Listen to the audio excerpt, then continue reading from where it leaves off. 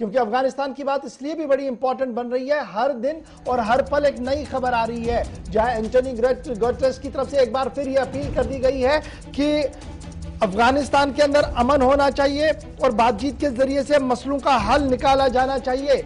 वहीं पर तालिबान दोहा ऑफिस के जो तर्जुमान है, स्पोक्स पर्सन है ज़बीहुल्लाह मुजाहिद ने चीन की खबर रसा एजेंसी के साथ इंटरव्यू के अंदर कई बड़ी बातें कही है और चीन के खबर रसा इदारे के साथ बात करते हुए उन्होंने कहा कि अभी अफगानिस्तान के अंदर बहुत ज्यादा जरूरत इस बात की है कि यहां पर ज्वाइंट हुकूमत बने और हुकूमत बनाने के लिए काम शुरू किया गया है, नंबर 1। नंबर 2, अफगानिस्तान के अंदर अभी चुनाव नहीं होंगे क्योंकि चुनाव से पहले कॉन्स्टिट्यूशन को बनाना होगा और कॉन्स्टिट्यूशन बनाने के लिए बहुत ज्यादा जरूरी है कि एक काउंसिल बनाया जाए जो बाद में कॉन्स्टिट्यूशन को वेट करे। ये प्लान उन्होंने आज बताया है चीन के साथ खुसूसी इंटरव्यू के दौरान ज़बीहुल्लाह मुजाहिद ने। इधर इस वक्त की एक और बड़ी खबर जो सामने आ रही है वो ये है कि अफगानिस्तान के अंदर भारत के जो 2 दफ्तर थे, जो 2 काउंसिल खाने थे, काउंसलेट थे कंधार और हिरात के अंदर, तालिबान के मेंबरों ने आज उस पर दावा बोल दिया है और वहां पर जबरदस्त तोड़फोड़ करने के बाद कुछ चीजों को जलाया भी गया है। इस तरीके की खबरें जो है वो सामने आ रही है। इधर आज भी फायरिंग के कुछ इंसिडेंट्स की खबर आ रही है, लेकिन तालिबान की तरफ से इन सभी खबरों की तरदीद कर दी गई है। लेकिन यह जरूर कहा गया है कि इंडियन मिशंस के अंदर तालिबानी अंदर गए थे लेकिन किसी चीज को कुछ भी नहीं हुआ। सीधे चलेंगे जी सबसे पहले रहमत कलीम के पास और उसके साथ साथ हमारे साथ गेस्ट भी ज्वाइन कर चुके हैं, अनुपम तिवारी साहब, उनके पास भी चलेंगे। रहमत, अपडेट कीजिएगा कि अफगान क्राइसिस इंटरनेशनल सिनेरियो से जब मैं देखता हूं तो आज जो बयान आया है एंटोनी गुटेरेस साहब का वो भी बड़ा इंपॉर्टेंट है और जब मैं तालिबान के ऑफिशियल स्पोक्स पर्सन ज़बीहुल्लाह की बात को देख रहा हूं तो वो ये बता रहे हैं कि इलेक्शंस होंगे, it will take a time. जी बिल्कुल, ज़बीहुल्लाह मुजाहिद की तरफ से एक चीनी मीडिया को इंटरव्यू देते हुए कहा गया है कि तालिबान की सरकार बन रही है और सरकार बनने में थोड़ा सा वक्त लग रहा है, लेकिन ऐसा नहीं है कि मुस्तकिल इस वक्त जो काउंसिल के मेंबरान होंगे या जिसको आरसी तौर पर हुकूमत दी जाएगी या जो हुक्मरान होंगे वो मुस्तकिल नहीं होंगे, बल्कि आने वाले वक्त में जब आइन की तैयार कर लिया जाएगा, आइन पूरी तरह से शरई निज़ाम के तहत होगा और वो जब आइन पूरी तरह से तैयार हो जाएगा, एक इलेक्शन का रोड मैप तैयार कर लिया जाएगा, उसके बाद ऐलान किया जाएगा कि अफगानिस्तान में कब इलेक्शन होंगे और क्या तरीकाकार होगा। तो ज़बीहुल्लाह मुजाहिद की तरफ से साफ कर दिया। लेकिन जिस इंटरव्यू की बात आप कर रहे थे या हम कर रहे हैं, उसी इंटरव्यू में उसने वो ये भी कहा कि चीन को इस वक्त सबसे ज्यादा अफगानिस्तान में इन्वेस्टमेंट करने की या मदद करने की जरूरत है और हम मदऊ करते हैं, दावत देते हैं कि वो अफगानिस्तान में आए। चीन की सरकार को बाज़ाब्ता तौर पर मदऊ किया गया है अफगानिस्तान की तालिबान की तरफ से। एक दूसरी बात, एंटोनियो गुटेरेस की तरफ से यूएन सिक्योरिटी काउंसिल के इजलास के बाद भी ये बात कही गई कि हम चाहते हैं कि अमन के जरिए मसले का हल निकाला जाए, लेकिन हम खुद बात करना चाहते हैं, लेकिन बात करें तो किससे करें। अफगान के जो सदर थे अशरफ गनी वो भाग चुके हैं, मौजूदा वक्त में कोई नहीं काउंसिल का रोड मैप तैयार हुआ है, नहीं कोई हुक्मरान सामने आया है, लेकिन हम चाहते हैं कि बातचीत के जरिए मसले का हल हो, अमन के साथ मसले का हल निकले। एंटोनियो गुटेरेस ने साफ किया कि अगर तालिबान की हुकूमत बनती है, तालिबान का हुक्मरान सदर बनता है, तो फिर वो उनसे एंटोनियो गुटेरेस सीधे तौर पर बात भी करेंगे अमन के रास्ते पर चलने के लिए। इसके साथ ही साथ 2-3 और अहम पॉइंट है जो इस वक्त नाटो का इजलास चल रहा है। नाटो के इजलास में कई ममालिक ने इत्तेफाक किया है सीधे तौर पर कि जिस मुल्क में भी जो भी शहरी अफगानिस्तान का पहुंचता है पनाह गुसीन के तौर पर उन्हें पनाह दिया जाए, उनको ज्यादा परेशान ना किया जाए, हरासा ना किया जाए, आरसी तौर पर उन्हें किसी न किसी तरह शेल्टर दिया जाए। ये एक बात निकल करके नाटो के इजलास से अभी तक के सामने आई है। फाइनल वर्डिक्ट या फाइनल बयान आना बाकी है। इस बीच जो अफगानिस्तान में चल रहा है, आज फिर काबुल एयरपोर्ट पर फायरिंग की खबर मिली। हिंदुस्तान के कौंसिल खाने में तालिबान के जंगजू पहुंचे, वहां कागजात वगैरह को बर्बाद करने की खबरें मिली, हालांकि तालिबान ने इससे इनकार किया है। इस बीच एक और बड़ी खबर यह मिली कि आज सुबह से तालिबान के जंगजू जगह जगह पे छापामार कार्रवाई कर रहे हैं, सर्च ऑपरेशन चला रहे हैं। एक ब्लैक लिस्ट तैयार की हुई है और ब्लैक लिस्ट में उन लोगों का नाम शामिल है जिन्होंने साबका हुकूमतों में बाज़ाब्ता तौर पर काम किया है या फिर नाटो के साथ काम किया है या फिर यूएस फोर्सेस की मदद की है। इन तमाम लोगों की एक ब्लैक लिस्ट तैयार की गई है। इस लिस्ट के हिसाब से बाकायदा तौर पर सर्च ऑपरेशन चलाया जा रहा है, उन्हें गिरफ्तार किया जा रहा है और जिन जो घर से फरार हैं उनके घर वालों को हिरासत में लेने की कोशिश की जा रही है। एक दूसरा है कि आज सड़कों पे अफगानिस्तान के काबुल के सड़कों पर खवातीन को फिर से एहतजाज करते हुए देखा गया। उनकी तरफ से मुतालबा किया गया था कि तालिबान सरकार बना रहा है, हुकूमत बनाने जा रही है, तो उसमें जो खवातीन हैं उन खवातीन को भी हुकूमत में शामिल किया जाए, ये खवातीन की तरफ से आज आवाज उठाई गई। ठीक है जी, आप जरा स्टैंड बाय पे रहिए, मेरे साथ हमारे गेस्ट भी ज्वाइन कर चुके हैं। सर बहुत शुक्रिया जी ज्वाइन करने के लिए। बड़ा इंपॉर्टेंट है जब हम आज इंटरनेशनल सिनेरियो को देख रहे हैं और आज के दिन को तालिबान को आप कैसे पढ़ पा रहे हैं, क्या कुछ डेवलपमेंट है 15 अगस्त के बाद? क्योंकि अभी थोड़ी देर पहले जो ज़बीउल्लाह का स्टेटमेंट सामने आया, तालिबान के जो ऑफिशियल स्पोक्स पर्सन है वो कह रहे हैं जी हमने इलेक्शन भी लड़ने हैं लेकिन बाद में लड़ने हैं, पहले काउंसिल बनाएंगे। लेकिन इस बीच हर एक की नजर उस आदमी को ढूंढ रही है जिसे कहा जा रहा कि ये सुप्रीम है जी, और वो कौन है? हिबतुल्लाह अखरजई। उसके बारे में अभी तक भी कोई इत्तला नहीं है और इंटेलिजेंस रिपोर्ट्स ये कह रही हैं वो तो पाकिस्तान की कस्टडी में है। इशफाक जी, अफगानिस्तान की हालात ये हैं कि अफगानिस्तान के ऊपर अगर हम कितनी भी चर्चाएं कर लें, उससे एक चीज सामने निकल के आती है कि तालिबान इस बार बहुत ही शातिर चालें चल रहा है। तालिबान इस बार जो तालिबान 2.0 है, ये पहले वाले से ज्यादा अकलमंदी से काम ले रहा है। वो सत्ता को केवल हासिल नहीं करना चाहता, सत्ता पे अपनी पकड़ लंबे समय तक बनाए रखना चाहता है।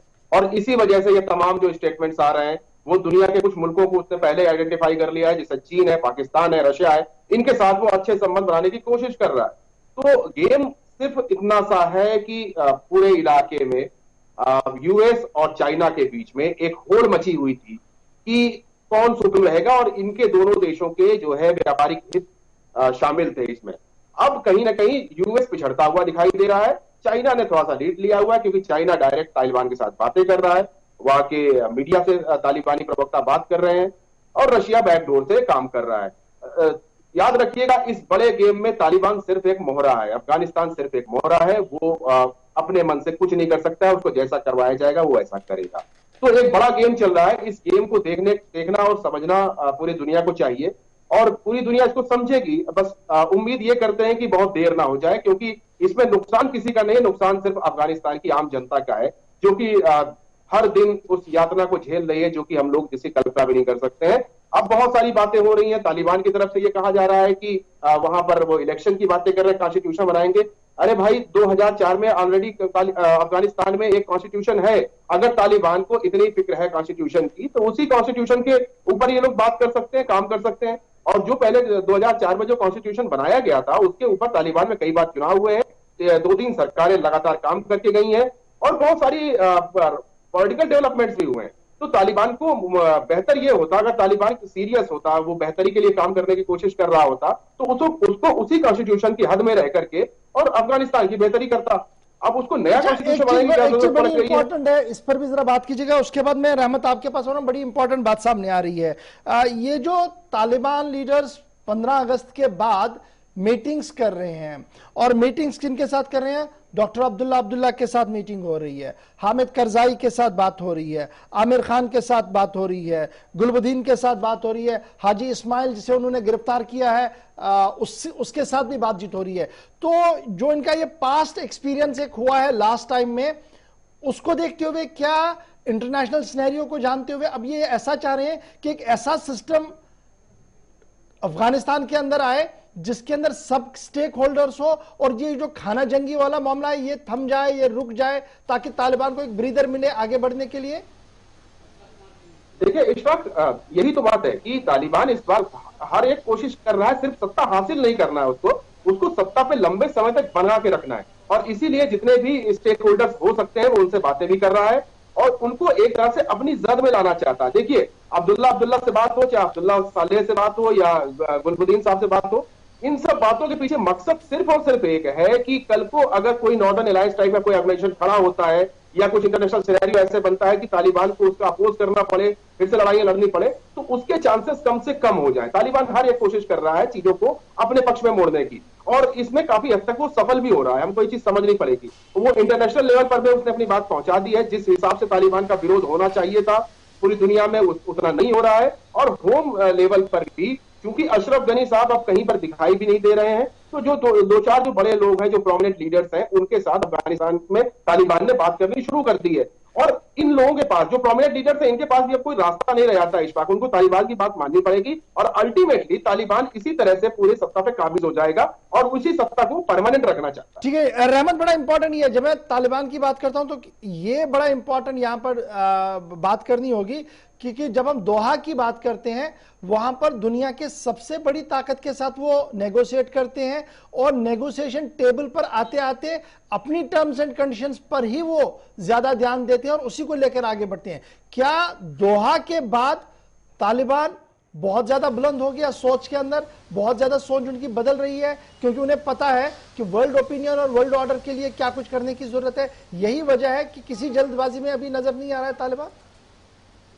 जी बिल्कुल, तालिबान को मालूम है कि अब हम पूरी तरह से अफगानिस्तान पर काबिज हो चुके हैं और हमें अफगानिस्तान में हुकूमत करनी है। हुकूमत कैसे करनी है इसको लेकर वक्त लग रहा है, रोड मैप तैयार करने को लेकर। यही वजह है कि आनन फानन में तालिबान की तरफ से कोई हुक्मरान या कोई सदर का ऐलान नहीं किया गया, नहीं काउंसिल का खदोखाल सामने लाया गया, बल्कि सब लोगों से मिलकर के, जो साबिक हुकूमतों में रहे हैं, जिन्होंने सरकारें चलाई हैं, जो सियासी लीडरान मौजूद हैं अफगानिस्तान में साबिक रहे हैं, उनसे बात करके बाकायदा तौर पर ऐसा एक रोड मैप तैयार करना चाहते हैं कि आने वाले साल 2 साल में फिर तालिबान के लिए कोई बड़ा प्रॉब्लम ना हो, फिर तालिबान को मजामत ना करनी पड़े, मजामत का सामना ना करना पड़े, फिर कोई नया पॉलिटिकल स्टैंड सामने ना आ जाए, या फिर जो अमरुल्लाह साले का स्टैंड है या फिर जो पंशीर में जो कुछ चल रहा है वो कहीं बड़ा डेवलपमेंट बनकर सामने ना आ जाए। इसलिए तालिबान बहुत ही फूंक फूंक कर कदम रख रहा है और ये फूंक फूंक कर कदम इसलिए रख रहा है कि इसे लॉन्ग टर्म तक चलना है। यही वजह है कि तमाम पहलुओं को, तमाम फरीकैन के साथ मिल करके काम करके बाकायदा तौर पर एक रोड मैप तैयार करने की कोशिश चल रही है। एक बड़ा इंपॉर्टेंट है सर, मैं आपके पास आ रहा हूं, इस पर जरा टिप्पणी कीजिएगा, क्योंकि ये मिलिट्री आई से देखना बड़ा इंपॉर्टेंट है। जब हम